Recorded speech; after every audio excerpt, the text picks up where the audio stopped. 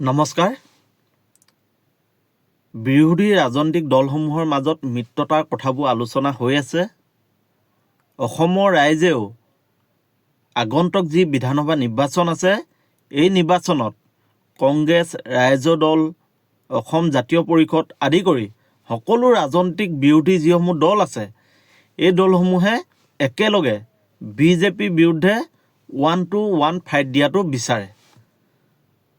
কোনো কাৰণতে যাতে বিৰোধী ভোট বিভাজন হ'ব নালাগে, এই কথাখিনি অসমৰ ৰাইজে বিৰোধী ৰাজনৈতিক দলসমূহক আহ্বান জনাই আছে। তাৰ পিছতো তাৎপৰ্যপূৰ্ণকভাৱে কংগ্ৰেছে মিত্ৰতা বিচাৰে, ৰাইজৰ দলেও মিত্ৰতা বিচাৰে, অসম জাতীয় পৰিষদেও মিত্ৰতা বিচাৰে। তাৰ পিছতো কংগ্ৰেছে ৰাইজৰ দল কিংবা জাতীয় পৰিষদক আসন এৰি দিব নিবিচৰাটো দুৰ্ভাগ্যজনক। তেখেতলোকে কিহৰ ভিত্তিত মিত্ৰতা বিচাৰে? যদি আসন এৰি দিব নোখোজে, তেতিয়াহ'লে মিত্ৰতা ক'ত? মিত্ৰতা কিহৰ কাৰণে হ'ব? আসন এৰি দিয়াক লৈহে মিত্ৰতা হ'ব। যদি সন্মানজনকভাৱে ৰাইজৰ দলক আসন এৰি নিদিয়ে, তেতিয়াহ'লে ৰাইজৰ দলে কিয় কংগ্ৰেছক সহায় কৰিব? কংগ্ৰেছৰতো আমি শাসন দেখিছিলোঁ। গতিকে অসমৰ ৰাইজেও বিচাৰে মিত্ৰতা হ'ব লাগে, আৰু সেই মিত্ৰতা সন্মানজনক হ'ব লাগে। আজি কংগ্ৰেছে ভাবে যে ৰাইজৰ দলক 1, 2 বা 3খন আসন এৰি দিলে অসমৰ বাকী 126টা সমষ্টিতে ৰাইজৰ দলে কংগ্ৰেছক সহায় কৰিব। এয়া জানো সম্ভৱ? ৰাইজৰ দল এটা স্বীকৃতিপ্ৰাপ্ত এটা ৰাজনৈতিক দল। ৰাইজৰ দলে ইতিমধ্যে ভাৰতীয় নিৰ্বাচন আয়োগৰ পৰা স্বীকৃতি পাইছে। তেনেস্থলত কিয় ৰাইজৰ দলে ইলেকশ্যন নেখেলিব? কিয় কেৱল 1 বা 2খন আসনত ইলেকশ্যন খেলি কংগ্ৰেছক সহায় কৰিব? এই কথাখিনি কংগ্ৰেছ কৰ্মীসকলে বুজি পোৱাটো উচিত। কংগ্ৰেছৰ নেতাকৰ্মীসকলে বুজি পোৱাটো উচিত। তেখেতলোকে আসন ভাগ বটোৱাক লৈ আলোচনা কৰিব লাগে। কেৱল মিত্ৰতা হৈছে, মিত্ৰতা কথাবোৰ আলোচনা কৰি আছোঁ। এনেকৈ 26ৰ যি নিৰ্বাচনী বৈতৰণি, বিজেপিৰ বিৰুদ্ধে প্ৰত্যাহ্বান জনাব পৰাকৈ নিৰ্বাচন খেলিব নোৱাৰিব, এই কথা স্পষ্ট। অসমৰ মানুহে বিচাৰি আছে যে প্ৰত্যেকটো ৰাজনৈতিক দলে বিজেপিৰ বিৰুদ্ধে ঐক্যবদ্ধ হৈ আমাৰ মাজলৈ আহক, ৰাইজৰ মাজলৈ আহক। এই কথাখিনি অসমৰ ৰাইজে বিচাৰি আছে। কিন্তু কংগ্ৰেছৰ যি অহংকাৰমূলক যি তেখেতলোকৰ স্বভাৱ, তেখেতলোকে স্বভাৱগতভাৱে বিৰোধী ৰাজনৈতিক দলসমূহক আসন এৰি দিব খোজা নাই। আৰু তেখেতলোকে আসন ভাগ বতৰা কথাবোৰ ক'লে তেখেতলোকে অন্য ধৰণে কথাবোৰ লৈ যাবলৈ চেষ্টা কৰে।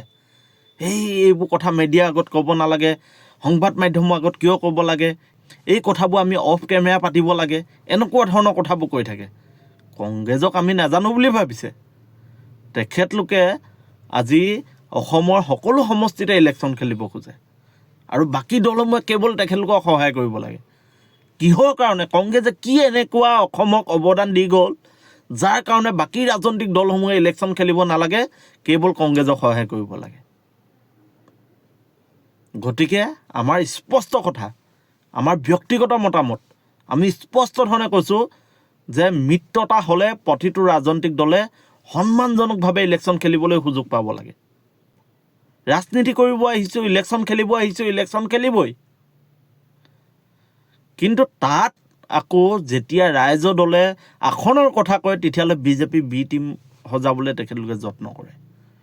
তেখেতলোকে কৈ থাকে ৰাইজৰ দলে বিজেপিৰ পৰা টকা লৈ ইলেকশ্যন খেলিব, হিমন্ত বিশ্ব শৰ্মাক লগ কৰিছে, এনেকুৱা ধৰণৰ এটা মিছা প্ৰপগাণ্ডা চলাবলৈ তেখেতলোকে ৰাইজৰ মাজত যত্ন কৰে। গতিকে আমি কংগ্ৰেছক আমি আহ্বান জনাইছোঁ যে বিভ্ৰান্তিকৰ মন্তব্য নহয়। আপোনালোকে যে সঁচা অৰ্থত মিত্ৰতা বিচাৰে, তেতিয়াহ'লে আসন ভাগ বতৰাক লৈ আপোনালোকে আলোচনা কৰক। কোন দলে কোন সমষ্টিত ইলেকশ্যন খেলিব, এই কথাবোৰ আলোচনা কৰক। তেতিয়াহে ৰাইজৰ মাজলৈ আমি যাব পাৰিম। ইতিমধ্যে বিজেপিয়ে চূড়ান্ত কৰিছে যে তেখেতলোকে কোনে ক'ত ইলেকশ্যন খেলিব, কোন কেণ্ডিডেট হ'ব, এই কথাবোৰ বিজেপিয়ে ইতিমধ্যে আগবাঢ়ি গৈছে। আৰু কংগ্ৰেছৰ একোগোজ স্থিতিৰ কাৰণে আজি তাৰিখত বিৰোধী মিত্ৰতা সম্পূৰ্ণৰূপে আমি মানুহৰ মাজলৈ এৰি দিব পৰা নাই। আজি অনিশ্চয়তাত আছে। মিত্ৰতা হ'ব বুলি কৈ আছে, ৰাইজৰ দলৰ সভাপতি ডাঙৰীয়াও কৈ আছে, কংগ্ৰেছৰ সভাপতি ডাঙৰীয়াও কৈ আছে, অসম জাতীয় পৰিষদৰ সভাপতি ডাঙৰীয়াও কৈ আছে যে মিত্ৰতা হ'ব। হয়, মিত্ৰতা আমাক লাগে আৰু হ'ব, কিন্তু কেতিয়া হ'ব? আসন ভাগ বতৰা কেতিয়া হ'ব? কোন দলে কোন সমষ্টিত ইলেকশ্যন খেলিব কেতিয়া হ'ব? কোন প্ৰাৰ্থী হ'ব কেতিয়া হ'ব? এই কথাবোৰ স্পষ্ট হ'লেহে ৰাইজৰ মাজলৈ যাবলৈ সুবিধা হয়। আজিৰ তাৰিখত বিজেপিয়ে ধন বল বাহুবল সকলো তেখেতলোকে ইতিমধ্যে তেখেতলোকে আৰম্ভ কৰি দিছে, মানুহৰ মাজলৈ গৈ আছে।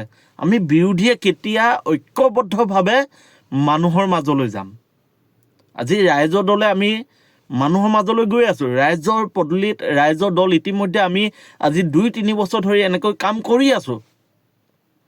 কিন্তু কংগ্ৰেছে প্ৰত্যেকটো সমষ্টিত তেখেতলোকে নিজে ইলেকশ্যন খেলিবৰ কাৰণে এটা পৰিকল্পনা কৰি আছে। আৰু স্পষ্টভাৱে আমি কৈছোঁ, গৌৰৱ গগৈ ডাঙৰীয়াই ৰাজনৈতিকভাৱে কিমান পৰিপক্ক নাজানো, তেওঁ কিন্তু 26ত যে বিজেপিক বিদায় দিব লাগে, এই কথাটো তেওঁ যি ধৰণে ল'ব লাগে সেই ধৰণে কিন্তু গুৰুত্ব সহকাৰে লৈছে বুলি আমি নাভাবোঁ। তেওঁ কেৱল ডাঙৰ ডাঙৰ কথা ক'লেই মানুহে কংগ্ৰেছক ভোট দিব, তেনেকুৱা এটা পৰিৱেশ তেওঁ লৈ যাব খুজিছে, যিটো অসম্ভৱ, যিটো কল্পনাৰ অতীত। তেওঁ ভাবি পোৱা নাই আচলতে ৰাজনীতি কি। এই গাছৰোডত যে যিসমূহ মানুহ আমাৰ কৰ্মীয়ে কাম কৰি আছে, 5 বছৰ ইলেকশ্যন এটা হাৰি যোৱাৰ পিছত তেখেতলোকৰ কি অৱস্থা হয়, এই কথাখিনি গৌৰৱ গগৈ ডাঙৰীয়াই অনুভৱ কৰিব নোৱাৰিব। গতিকে গৌৰৱ গগৈ ডাঙৰীয়াই জানি থোৱা ভাল যে কেৱল ৰজা হৈ জন্ম ল'লেই যে ৰজা হ'ব পাৰিব, এই কথাটো কেতিয়াও সম্ভৱ নহয়। তেওঁ ৰজাৰ হৈ জন্ম লৈছে আৰু তেওঁ কেতিয়াও দুখীয়া মানুহৰ দুখ যন্ত্ৰণা বুজি নাপায়, সাধাৰণ কৰ্মীসকলৰ দুখ যন্ত্ৰণা তেওঁ বুজি নাপায়। আৰু তেওঁ আৰু 5 বছৰ ৰখিব পাৰিব।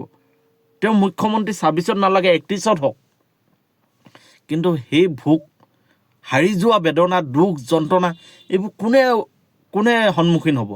এইবোৰ গ্ৰাছৰুটৰ কৰ্মীসকলে সন্মুখীন হ'ব। গতিকে গ্ৰাছৰুটৰ কৰ্মীসকলৰ স্বাৰ্থত মিত্ৰতা হ'ব লাগে। আৰু প্ৰতিটো ৰাজনৈতিক দলে ঐক্যবদ্ধভাৱে জনতাৰ কাষলৈ যাব লাগে। কেৱল মিডিয়াৰ আগত ডাঙৰ ডাঙৰ ডায়লগ মাৰি মিত্ৰতাৰ কথা ক'লেই মিত্ৰতা হোৱাটো আমি নুবুজাই বুলি ভাবোঁ। আৰু 100 দিন সময় নাই, 26ৰ বিধানসভা নিৰ্বাচনৰ কাৰণে 100 দিন সময় নাই। তাৰপিছতো আসন ভাগ বতৰা নোহোৱাটো দুৰ্ভাগ্যজনক। আৰু আমি স্পষ্টভাৱে কৈ থওঁ যে ৰাইজৰ দল, আমি ৰাইজৰ মাজলৈ গৈ আছোঁ। আৰু বিশেষকৈ আমি যিসমূহ সমষ্টিত কাম কৰি আছোঁ, শেষ মুহূৰ্তত যদি কংগ্ৰেছে কয় যে আপোনালোকে এইবোৰ সমষ্টি এৰি দিয়ক, তেতিয়াহ'লে কিন্তু সেই সমষ্টিসমূহ ৰাইজৰ দলৰ পৰা এৰি দিয়া সম্ভৱ নহ'ব বুলি আমি ভাবোঁ। গতিকে আলোচনাবোৰ আগেয়ে হ'ব লাগে যে কোন সমষ্টিত কোন ৰাজনৈতিক দলে কাম কৰিব। এই কথাখিনি স্পষ্ট ৰূপত আলোচনা হ'ব লাগে। কেৱল তেখেতলোকে মনতে ভাবি থাকিব যে 1খন বা 2খন বা 3খন আসন এৰি দিম, বাকী ৰাজনৈতিক দলসমূহে মিত্ৰতা কৰিব। এয়া কিন্তু কেতিয়াও সম্ভৱ হৈ নুঠে। আসনক লৈ পিছত মিত্ৰতা ভাগি যাব। আৰু 2021তো এই ঘটনাই ঘটি গৈছে।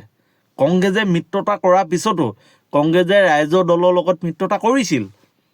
পিছত তেখেতলোকে কি কৰিলে, আসন ভাগ বতৰাক লৈ তেখেতলোকে মনে মনে গৈ মিত্ৰতা ভাগি দিলে। আৰু মিত্ৰতা ভাঙি দিয়াৰ পিছত তেখেতলোকে কি কৰিছে, ৰাইজৰ দলক দুখ দিব খুজিছে, জাতীয় পৰিষদক দুখ দিব খুজিছে। আমি এই কথাবোৰ জানো। গতিকে স্পষ্ট ধৰণে আমি পুনৰ কৈছোঁ যে আলোচনা হ'ব লাগে। আসন ভাগ বতৰাক লৈ আলোচনা হ'ব লাগে। আসন ভাগ বতৰাক লৈ আলোচনা কৰি এটা সুস্থ সিদ্ধান্তত আহি অসমৰ ৰাইজক এটা পৰিৱেশ দিব লাগে, যাতে সকলো ৰাজনৈতিক দলে নিজৰ নিজৰ সমষ্টিত কাম কৰিব, নিজৰ নিজৰ যিগৰাকী MLA প্ৰাৰ্থী তেওঁক লৈ প্ৰচাৰ চলাব, আৰু প্ৰতিটো ৰাজনৈতিক দলে সিটো দলে সহায় কৰিব। এই কথাখিনিয়ে হ'ব লাগে। আৰু এই কথাখিনি লৈ আমি অসমৰ মানুহৰ মাজলৈ যাব লাগে। মিত্ৰতাৰ কথাবোৰ এতিয়া এটা অনিশ্চয়তাৰ পৰিৱেশত থকাটো অসমৰ ৰাইজে নিবিচাৰে। আমি যেতিয়াই মানুহৰ মাজলৈ গৈছোঁ, মানুহে প্ৰশ্ন কৰে মিত্ৰতা হ'ব নাই, মিত্ৰতা হ'ব নাই। আমি কওঁ মিত্ৰতা হ'ব, আৰু অসমৰ ৰাইজে মিত্ৰতাটো বিচাৰি আছে। আৰু মিত্ৰতা হ'ব বুলি ক'লেই নহ'ব, সেই মিত্ৰতাৰ পিছত কোনটো সমষ্টিত কোনটো ৰাজনৈতিক দলে নিৰ্বাচন খেলিব এই কথাটো স্পষ্ট হ'ব লাগিব। কোনটো ৰাজনৈতিক দলৰ কোনগৰাকী প্ৰাৰ্থী হ'ব এই কথাটো স্পষ্ট হ'ব লাগিব। এই কথাটো স্পষ্ট কেতিয়া হ'ব? এই কথাটো স্পষ্ট কৰিব পৰাকৈ আমি আলোচনাবোৰ আমাৰ হ'ব লাগিব। আলোচনা হ'লেহে এই কথাখিনি আমি স্পষ্ট ৰূপত ৰাইজক ক'ব পাৰিম। মানুহৰ মাজলৈ যিহেতু আমি গৈ আছোঁ, ইতিমধ্যে চিচিবঙা সমষ্টিত আমি প্ৰায় 90% আমাৰ যি বুথ কমিটি আছে এইবোৰ বনাই আমি কমপ্লিট কৰিলোঁ। তাৰপিছতো আমি আজিৰ তাৰিখত ক'ব পৰা নাই যে মিত্ৰতা হ'লে কোনটো সমষ্টি কোনে পাব।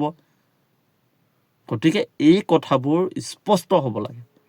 গতিকে গৌৰৱ গগৈ ডাঙৰীয়া কথাবোৰ বুজি পোৱাটো ভাল যে মিত্ৰতা হ'লে মিত্ৰতাবোৰ ভালকৈ হ'ব লাগে, এখন ভাগ বতৰা হ'ব লাগে। তেওঁ কেৱল পিছুৱাই থৈ দিব। আৰু আমি দেখিবলৈ পাইছোঁ যে তেখেতলোকৰ গ্ৰাছৰুটৰ কিছুমান নেতাই আমুক সমষ্টিটো আমুক দলক এৰি নিদিওঁ, আজি লুইনজ্যোতি গগৈক সমষ্টি এৰি নিদিওঁ বুলি কৈ আছে, অখিল গগৈ ডাঙৰীয়াক সমষ্টি এৰি নিদিওঁ বুলি কৈ আছে। অখিল গগৈ ডাঙৰীয়াৰ বিৰুদ্ধে কংগ্ৰেছৰ নেতাকৰ্মীসকলে অপপ্ৰচাৰ চলাই থাকে, লুইনজ্যোতি গগৈ ডাঙৰীয়াৰ বিৰুদ্ধে প্ৰচাৰ চলাই থাকে। এনেকৈ জানো মিত্ৰতা হ'ব?